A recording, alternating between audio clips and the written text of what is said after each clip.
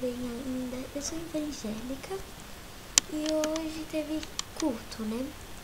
Eu sempre levo um caderno. Comecei hoje a levar um caderno novo, que eu tô marcando minhas liçõezinhas. Eu vou abrir aqui na página e já mostro pra vocês o que eu aprendi hoje. Hoje eu aprendi a obediência. A obediência. Eu copiei lá da lousa.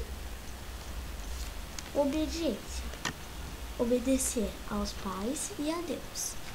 Quem obedecer aos pais e a Deus terá a vida prolongada aqui na terra. Prolongada terá a vida longa. Muitos dias de vida, muitos anos de vida.